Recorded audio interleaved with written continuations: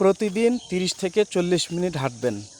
কেন হাঁটবেন বা হাঁটার উপকারিতা কী এটা অনেকেই জানেন। হাঁটার উপকারিতা কী, হাঁটলে কি হয়, তবে আজকে আমি আলোচনা করব হাঁটার ধরন কী হবে বা কোন প্রক্রিয়ায় আপনি হাঁটবেন। আপনি খালি পায়ে হাঁটার চেষ্টা করবেন, খালি পায়ে বলতে জুতা ছাড়া চেষ্টা করবেন খালি পায়ে হাঁটার। আমাদের শরীর কিন্তু প্রাকৃতিকভাবে তৈরি, বলা হয় মাটির তৈরি, এবং আমরা যখন মারা যাব আমরা কিন্তু প্রকৃতিতেই বিলীন হয়ে যাব, কবর হবে, আমরা মাটির নিচে যাব, তখন আমাদের শরীর কিন্তু মাটিতেই মিশে যাবে। তো এই জন্য চেষ্টা করবেন মাঝে মাঝে শরীরকে প্রকৃতির সাথে বিলিয়ে দিতে।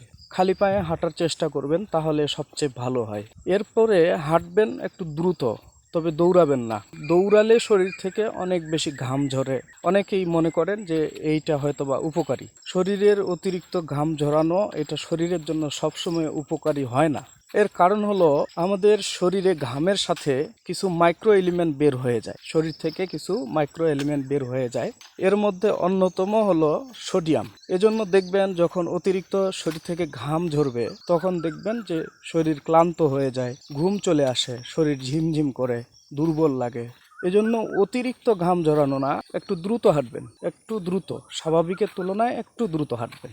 মানে হাঁটবেন এভাবে যে পিছন থেকে আপনাকে কেউ দৌড়ানি দিচ্ছে, অথবা আপনাকে দৌড়ে ট্রেন ধরতে হবে বা গাড়ি ধরতে হবে, এরকম টাইপের আপনি হাঁটবেন।